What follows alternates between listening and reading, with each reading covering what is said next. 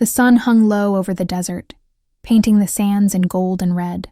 Liora's small frame moved swiftly, yet every step carried the weight of fear. She had been warned countless times about the dangers of the desert beyond her father's lands, but no warning could have prepared her for the sudden ambush. Men on horseback had surrounded her as she gathered herbs near the cliffs. Their shouts and rough hands left no chance for escape, and she had barely enough strength to fight back. But then he appeared, Koyan, son of the Apache chief, tall, broad-shouldered, a warrior whose reputation preceded him. He emerged from the canyon's shadows, bow drawn, arrows gleaming in the sunlight. The raiders hesitated, unnerved by the sudden figure, and that moment was all he needed. He moved with precision, silent as a shadow yet swift as the wind. Arrows flew, striking men and shattering weapons. In seconds the attackers scattered, leaving Liora breathless on the sand. "You're safe," he said, voice low and steady, though his eyes scanned the horizon for other threats. Liora, chest heaving, stared at him. "Safe?" she echoed, disbelief sharp in her tone. You're one of them." Koyan's eyes narrowed. "I am not your enemy. Not today." Her body stiffened. The memory of her father's cruel punishments, his harsh words, and the fear of what awaited if she returned to him clung to her. She wanted to run, yet her legs refused. Something in the way he stood, steady and unyielding, suggested she had no choice. "I'm taking you to my tribe," he said simply. "You will be judged, and then your fate will be decided." "I will not go," she whispered fiercely. "You don't know what kind of man my father is. I'd rather die than go back." Koyan studied her for a long moment. He saw defiance, fear, and a flicker of stubborn courage he could not ignore. "Then I will protect you from both my enemies and yours. But you will come with me." The journey began at dusk. Koyan led the way, his bow slung across his back, feet sure over jagged rocks and shifting sand. Liora trudged behind, the cord of a simple bag pressed against her side, heart pounding with every step. The desert stretched endlessly, unforgiving and raw, yet within it, a fragile sense of safety clung to her presence near him. She stole glances at him. His features were sharp in the fading light, high cheekbones, dark eyes that seemed to miss nothing, hair falling loosely around his face. There was danger in him, a harshness carved by years of discipline and battle, yet a strange restraint held him, especially toward her. Hours passed with little conversation. The wind whispered across the dunes, carrying grit and the scent of sage. Liora found herself speaking in fragments, offering water, asking directions, testing boundaries. Koyan responded sparingly, his words measured yet never cruel. Each exchange was a battle of wills, a slow negotiation of trust neither wanted to fully admit. Night fell, and the desert's chill cut through the thin fabric of their clothing. Koyan stopped at a small rock outcropping where the canyon narrowed, creating a natural shelter from wind and prying eyes. He gestured for Liora to sit, then collected firewood. "You must keep close," he said, kneeling by the small flames. "It is easy to be lost out here, or to fall into the wrong hands." Liora wrapped herself in a worn shawl, her fingers brushing the cord around her bag. "And if I don't trust you?" "You do not have a choice tonight," he replied. The statement was not cruel, only absolute, and for the first time, she felt the weight of his power, not just in muscle, but in will. The fire crackled, sending sparks into the sky. For a moment, they simply watched the flames, two figures brought together by circumstance, divided by loyalty, yet tethered by necessity. In the dark desert, surrounded by cliffs and endless sand, the first thread of trust began to form. Fragile, tentative, and utterly unstoppable. The sun rose harsh and unrelenting over the desert, its rays scorching the sand and stone alike. Liora's steps were slower this morning. Her muscles ached from the previous day's trek, her pride bruised from having to rely on Koyan. He walked ahead, silent and sure-footed, every motion precise, like a predator in perfect control of his domain. The canyon walls loomed above them, towering and jagged, casting long shadows that shifted as the morning progressed. Despite herself, Liora's eyes kept drifting to him. His dark hair fell loosely across his forehead, the curve of his jaw sharp in the rising sun. There was no softness in him. He was carved from the land itself. But the way he moved, unflinching, commanded a strange admiration she didn't want to admit. They encountered their first real obstacle that day, a shallow gorge filled with jagged rocks and thorny bushes. Crossing it meant careful footing, and Koyan's eyes flicked constantly to Liora, silently gauging her steps. "Watch your footing," he said finally, not looking at her but at the path ahead. "The desert punishes mistakes harshly. I don't need your advice," she muttered, though she stepped cautiously, following exactly where he indicated. He glanced back at her, eyebrows slightly raised. "You'll live longer if you listen." She ignored him, but inwardly noted the concern in his tone. It was not caring, it was calculation, but the recognition that he wanted her to survive, despite their differences, unsettled her. By midday, the sun was merciless, and they paused near a sparse cluster of mesquite trees. Koyan handed her a water skin, his movements careful, deliberate. "You should drink," he said. "The desert will not forgive weakness." Liora took it reluctantly, forcing herself to meet his gaze. "You act like I can't survive on my own." "You couldn't," he said simply. "Not here. Not now," the words stung. She wanted to argue, to assert her independence, but the truth was undeniable. He was right, and for reasons she didn't understand, she did not resent him for it. The silence stretched between them, heavy with the sun's heat. The desert was alive in subtle ways, the distant cry of a hawk, the rustle of lizards among rocks, the shifting wind carrying dust and scents of sage. Liora found herself noticing the details, the sharpness of his gaze, the strength in his hands, the way his boots handled the uneven ground. They stopped at a small, shallow spring, hidden among boulders. Koyan knelt first, washing his face in the cool water before motioning for her to follow. Their reflections shimmered briefly in the ripples, hers small and wary, his strong and composed. "You move differently than most," he remarked, almost as an observation rather than a compliment. "I adapt," she replied. "I have to." "Good," he said. His dark eyes flicked to the horizon, scanning for threats. The desert does not forgive mistakes. Night fell fast, colder than she expected. The canyon's shadows stretched long, swallowing the landscape in blue and black. They stopped at a natural alcove, one that offered shelter from the wind and potential observers. Koyan gathered wood, the firelight illuminating his sharp features, while Liora unpacked the few supplies she carried. For the first time since the journey began, she dared speak. "Why do you do this?" she asked softly, not looking at him. "Why save me? Why risk yourself?" Koyan paused, staring into the fire. "Because it is the right thing to do," he said finally. "And because I swore I would not fail where others would." She considered his words, feeling a strange mix of anger, awe, and something else she couldn't name. The desert lay quiet, surrounding them with its unforgiving silence.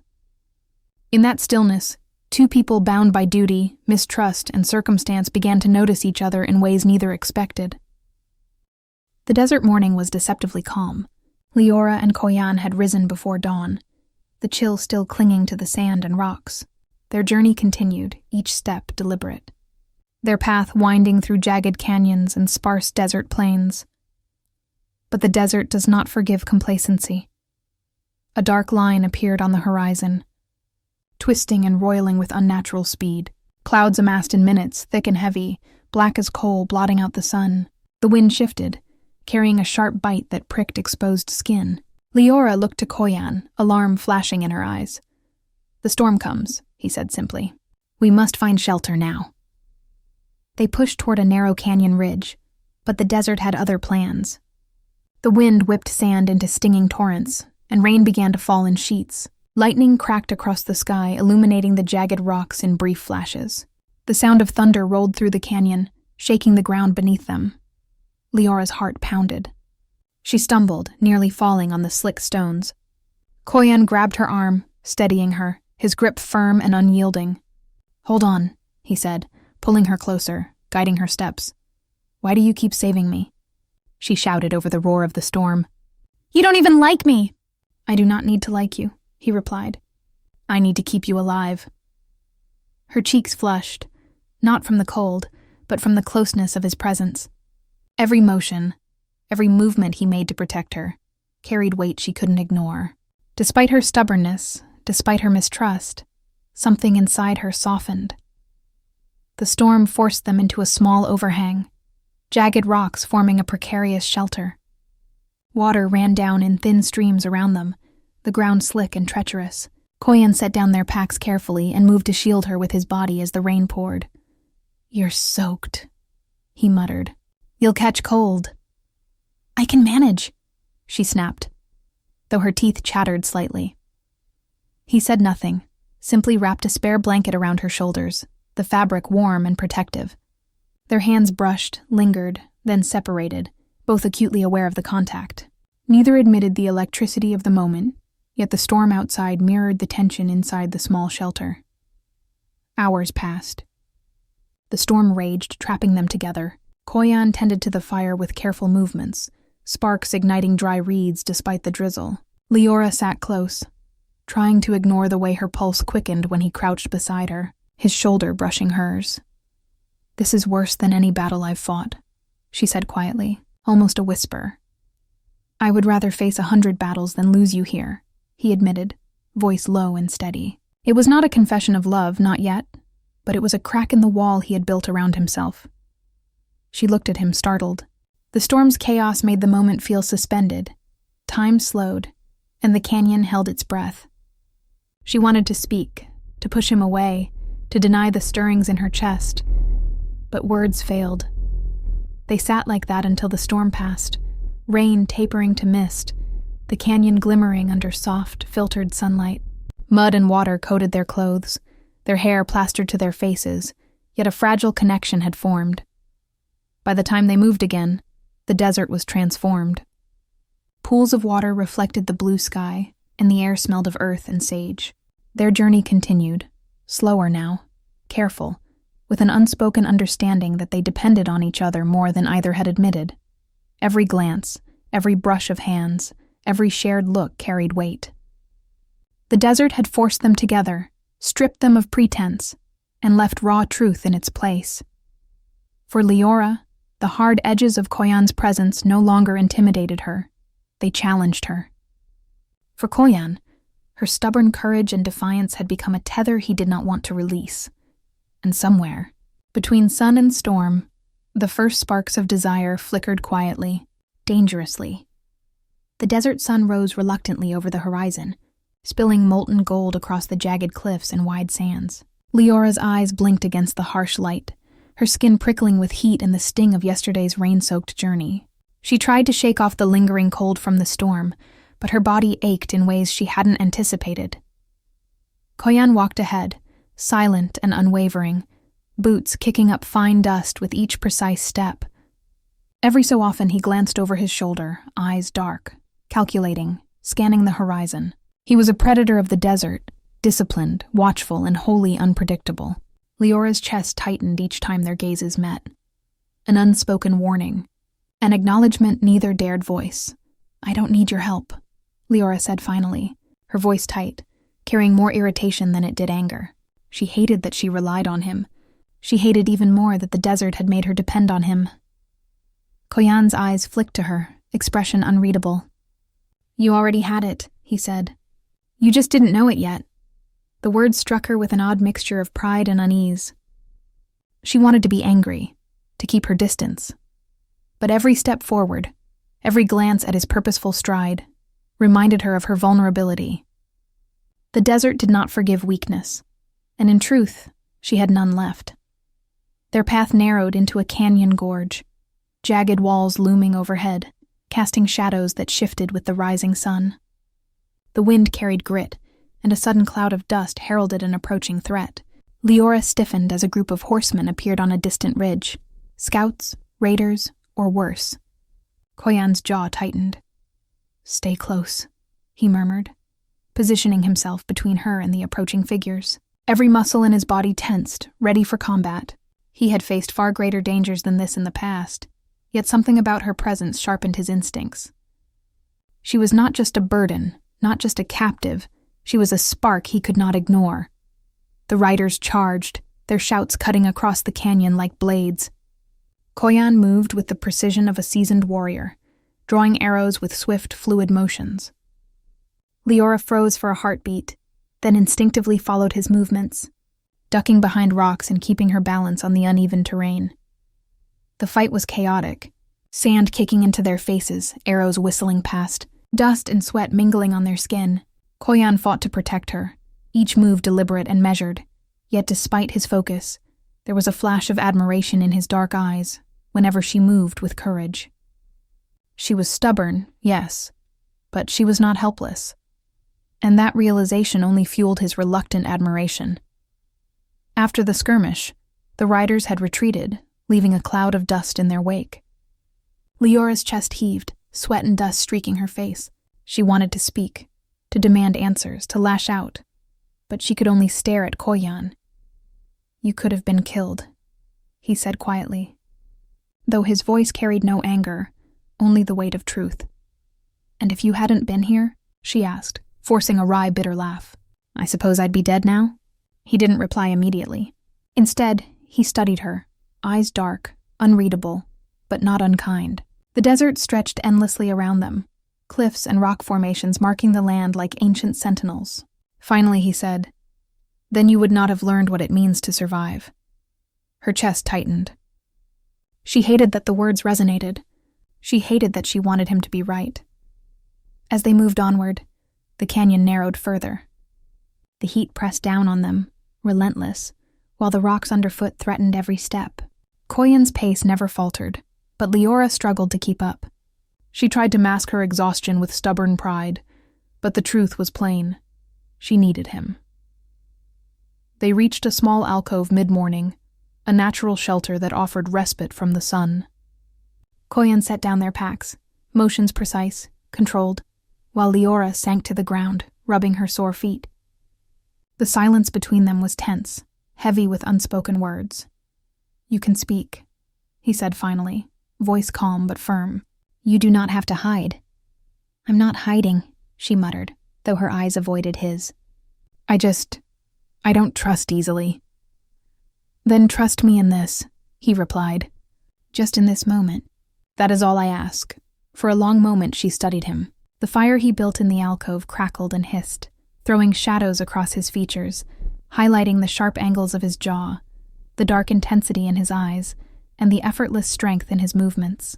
She wanted to argue, to push him away, to assert herself. But the desert had already stripped her of the option. Survival demanded cooperation, and he had made it clear that her fate rested, at least for now, in his hands. They settled near the fire, preparing simple provisions. Koyan moved with methodical grace, checking the surroundings, maintaining vigilance, while Liora unpacked her few belongings. Their glances occasionally met, brief and fleeting, each holding a weight neither could admit. "You're infuriating," Liora said after a while, breaking the silence, a hint of a challenge in her voice. "Infuriating," Koyan repeated, raising a brow. "I should think you would feel the same." "You're impossible," she muttered, cheeks flushing. "And I hate that you make me depend on you." "And I hate that you are alive enough to defy me," he replied evenly, his tone unreadable. Yet there was a tension, a subtle acknowledgement, that neither wanted to speak aloud. The canyon echoed with their words and silence alike. Outside, the desert hummed, the wind shifting, dust rising, and the faint cry of a distant hawk reminding them of the world beyond their fragile shelter. Inside, two people were learning the first rules of a delicate, dangerous partnership, one forged not by choice, but by circumstance and necessity. Night fell slowly. Stars blanketed the sky, clear and cold. The desert's chill sank into their bones, and Koyan offered her a blanket, which she accepted reluctantly. They sat close, though not touching, and the fire's warmth contrasted with the cold that seeped into the canyon walls. "You survived today," he said softly, almost as a statement to himself. "The desert would have taken many others, but not you." "I'm not just anyone," she replied quietly. the words carrying more truth than she realized. His gaze softened for the briefest instant, though his voice remained steady. "You are not." In the darkness of the canyon, with only the fire for light, the air between them shifted imperceptibly. A bond had begun to form, tenuous, fragile, but undeniable. The slow burn of tension, trust, and unspoken desire simmered beneath the surface, waiting for the next spark. The desert had tested them, beaten them, and demanded their reliance on one another. Tomorrow would bring more trials, more decisions, and the long journey toward his tribe and an uncertain fate. But for tonight, they sat in the quiet, two souls forced together by circumstance, neither ready to admit the depth of what was beginning to grow between them. The morning sun rose gently over the desert, casting a soft glow across the jagged rocks and shifting dunes. After the storm, the air smelled of wet sand and sage, carrying a freshness that was almost foreign in this harsh, unrelenting land. Koyan moved ahead, as always, but there was a subtle shift in his demeanor, a lightness, barely perceptible, when he glanced back at Liora. She walked beside him now, no longer dragging her feet behind him like a shadow. The trek had hardened her resolve, forced her to rely on herself, and strangely to rely on him. The tension that had defined their journey for days had shifted into a fragile rhythm. Each step, glance, and pause carried silent communication, unspoken trust forming in the spaces between words. They arrived at a narrow canyon pass, the walls towering on either side. Sunlight streamed in stripes, illuminating the dust swirling around their feet. Koyan paused, crouched low, scanning the horizon. Liora watched him, her sharp eyes noting every detail. The curve of his jaw, the taut muscles in his arms, the quiet intensity in his eyes. "You always scan everything," she remarked softly, a hint of teasing in her tone. "It keeps you alive," he replied evenly, though the corner of his mouth twitched in a way she hadn't seen before. "I don't need protecting," she shot back, though her voice held less conviction than she intended. "Perhaps not," he said, moving ahead, "but I will not risk losing you either way." The words lingered between them, unspoken yet heavy. Leora's cheeks flushed, and she quickly looked away, pretending to adjust the strap on her pack. But the flutter in her chest betrayed her, a truth she was not ready to admit. As they progressed, the desert began to narrow into a series of jagged rocks and boulders. A small rock slide forced them to work together to find a safe path. Koyan reached out first, his hand steadying her as she slipped on loose stone. Their fingers brushed, lingering for a moment longer than necessary. "You're getting stronger," he said finally, his voice low and almost private. "So are you," she countered, trying to meet his gaze, but he was already moving again, confident and unyielding, yet with a care that was unmistakable. They navigated the precarious rocks, supporting each other silently. In that cooperation, there was an unspoken intimacy, something deeper than mere survival. Every glance, every careful movement, every moment of shared breath stitched them closer together, though neither spoke of it aloud. By midday, they found a small spring hidden among boulders, a rare oasis in the otherwise barren desert. The water was crystal clear, the surrounding rocks creating natural pools that reflected the sky. Koyan knelt to drink, motioning for Liora to do the same. She obeyed, the water cool against her lips, and for the first time, they both allowed themselves to rest without immediate vigilance. The desert hummed quietly around them, the distant call of a hawk, the rustle of small desert animals, the whisper of wind over stones. "You've changed since we started," Koyan said quietly, still kneeling. "I had to," Liora replied, water dripping from her chin. "I don't want to be helpless." "You're far from helpless," he said, eyes dark, scanning the horizon yet again. But there was something in his tone now, a subtle warmth, almost admiration. "And yet, I feel responsible for you." The words were not love, not yet, but they were a crack in the wall around him, a glimpse into the bond forming in the heat and hardship of the desert. Leora's gaze softened, though she did not meet his eyes. The truth was simple. She had started to care. Hours passed in quiet, punctuated only by the sounds of the desert and the occasional movement of animals. They continued along the winding canyon paths, their steps careful, deliberate, synchronized in a way that felt natural. As the sun dipped lower in the sky, casting long shadows across the sand, Koyan stopped suddenly. He looked to Liora, eyes scanning her face with a sharp intensity. "Stay close," he said, voice low, almost a warning, almost a plea. She nodded, heart pounding for reasons she didn't entirely understand. There was danger ahead. She could feel it, but there was also a new awareness of him. A fragile bond forged through storms, sand, and silent trust. The desert around them was vast, unrelenting, and beautiful. Every step forward reminded them of the fragility of life and the importance of reliance. Every glance, every touch, every shared moment pulled them closer, though neither dared to name it yet. By the time they made camp that night, the fire crackled between them, warm against the desert chill. Koyan's movements were careful, deliberate, yet slower than before, as though each motion was an excuse to remain near her. Liora, for her part, felt an unfamiliar ache when he looked at her with quiet intensity. They ate in silence, a comfortable rhythm forming, the unspoken acknowledgement of shared dependence and growing feelings threading through the night air. The desert had stripped them of pretenses, left only survival and the raw truth of their connection. And in the quiet of the canyon, under the vast expanse of stars, two hearts began to acknowledge what the desert had already whispered. They could not deny the pull between them. The desert sun hung heavy over the horizon, spilling molten gold across the jagged cliffs and endless dunes. Koyan and Liora had traveled for days, the rhythm of the journey now ingrained in them. Every step carried fatigue, yes, but also a growing sense of purpose, a tether neither wanted to admit. Liora's feet ached, her muscles screamed in protest, yet she moved with a stubborn determination. Each glance at Koyan reminded her of the tension between them, sharp, unspoken, and dangerous. His dark eyes never strayed from the horizon, alert for threats, yet always aware of her presence. Their shared glances had begun to carry meaning beyond mere survival, something fragile, intoxicating, and forbidden. As they approached the outer ridges of the Apache territory, Koyan slowed. The canyon opened to a wide plateau, and in the distance, the flicker of campfires signaled their destination. The tribe awaited them, and with that awaited judgment came uncertainty. Liora's heart hammered, not just from exhaustion, but from the weight of what was to come.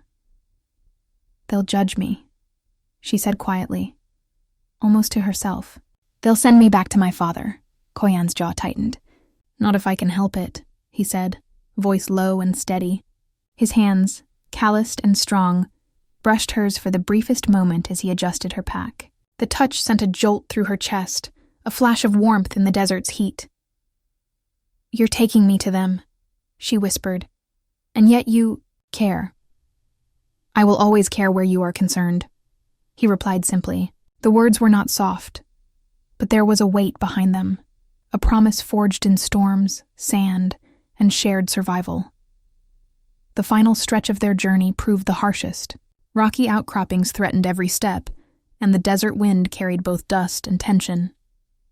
Liora struggled to keep pace, but Koyan's presence was steady, unwavering, grounding her.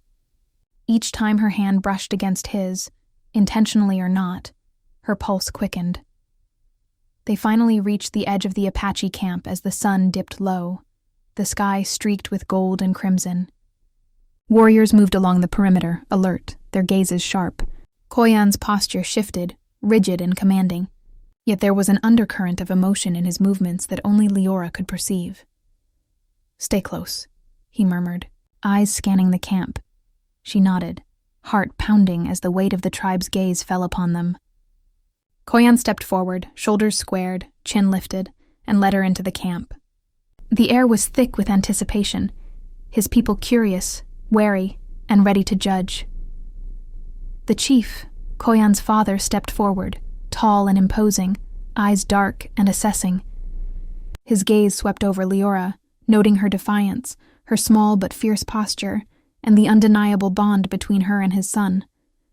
"Koyan," the chief said, voice deep and commanding. "You bring an outsider to our lands. Explain yourself." Koyan stepped between his father and Liora, eyes blazing. "She is no enemy. She survived the desert. She has endured what many could not. I will not allow her to be sent back to a cruel father." The chief's eyes narrowed. "Your loyalty is noted, son. But our laws are clear. She must face judgment." Koyan's voice rose, unwavering. "And my judgment is clear.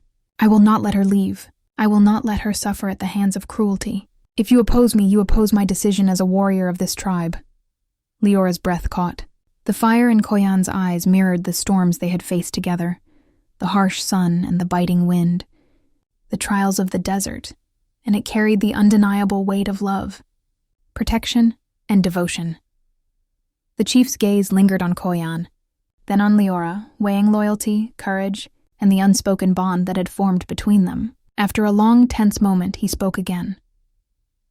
"You speak with the voice of conviction, Koyan. Your heart is yours to follow. But the path will not be without consequence." Koyan's jaw tightened. "I accept the consequences." That night, the tribe's fire circle blazed bright, casting shadows across the desert sands. Liora sat beside Koyan, the events of the day settling heavily on them both. The weight of judgment, the trials of survival, and the intensity of their bond pressed close. "I never wanted to be here," Liora admitted quietly, leaning slightly toward him. "But I don't want to leave either. And I never thought I'd care for someone like you," Koyan replied, voice low, his hand brushing hers once more. "Yet, I cannot imagine letting you go." The desert stretched around them, infinite and eternal, and within its vastness, two hearts found their tether. The slow burn had become undeniable, a force that neither could fight, a connection forged in fire, storms, and survival. For the first time since their journey began, Liora felt the possibility of a future, not one dictated by cruel parents or tribal laws, but one carved by choice, by love, and by the fierce protection of the warrior who had saved her. The dawn rose over the desert, soft light spilling across the jagged cliffs, casting long shadows over the tribal camp. Koyan stood at the edge of the fire circle, Liora beside him, the weight of the previous days pressing down like the heat of the noonday sun. Every step of their journey, the storm, the sand, the trials, had led here. Every glance, every brush of fingers, every shared breath had forged a connection too strong to deny. The tribe had gathered, their eyes sharp and questioning, but Koyan's presence radiated authority and unyielding resolve. He was no longer just the warrior son of the chief. He was a man who had fought not only for honor, but for the woman who had become inseparable from his heart. The chief stepped forward, his expression stern, eyes dark. "Koyan, you bring this outsider to our lands, yet you demand she remain. You challenge our laws." Koyan's jaw tightened. "I do," he said, voice steady, low, and full of fire. "I have brought her here, yes, but not as a captive. She is not my enemy. She is my choice, and I will fight for her." Gasps rippled through the tribe, some in shock, some in admiration. Liora's eyes flicked to him, seeing the determination in every line of his body, the fire in his gaze. She felt a fierce warmth rise in her chest. Pride, love, and the exhilaration of finally standing on the edge of her past and refusing to fall back into it. "My father," she whispered, voice trembling. He would punish me. I can't go back, not to him." Koyan's hand found hers, fingers interlacing, holding her tight. "Then you don't have to," he said, voice unwavering. "Not if I can help it. Not if I have anything to say." The chief's eyes narrowed, scanning Liora's face, measuring her courage, her fear, and her resolve. "You defy tradition, Koyan, and you, outsider," he turned his piercing gaze to Liora. "Do you truly wish to remain here? To face judgment? To defy the laws of your past and our people?" Liora lifted her chin, chest rising with courage that had grown over the journey. "I do," she said clearly. "I do not belong to my father. I do not wish to return to cruelty. I wish to choose my path. And that path is here, with him." A hush fell over the camp. The desert seemed to hold its breath. Koyan's father regarded her, eyes lingering on her small, defiant frame. Then, after what felt like an eternity, he spoke. "You speak with the courage of one who has survived the desert," he said. Perhaps this union is not for me to forbid." Koyan exhaled, tension leaving his shoulders, though his grip on Liora's hand remained firm. Relief and exhilaration surged through him, but he didn't release her. Not yet. Not until the moment was theirs completely. The tribe slowly dispersed, leaving Koyan and Liora standing together by the fire. The desert stretched endlessly around them, a silent witness to the trials they had endured. Koyan pulled her close, hands brushing her hair back, face inches from hers. "You have no idea," he murmured, voice low, almost a growl. "How much I fought to get here. How much I fought for you." Liora's lips parted slightly, eyes glistening with unspoken emotion. I never thought I'd belong anywhere," she admitted. "But here and with you, I feel like I finally can." He leaned down, brushing his lips to hers in a slow, searing kiss. The desert wind whipped around them, the fire crackling, but nothing existed outside the bubble of their connection. Every trial, every step, every moment of tension and trust had led to this. A claim, a choice, a declaration.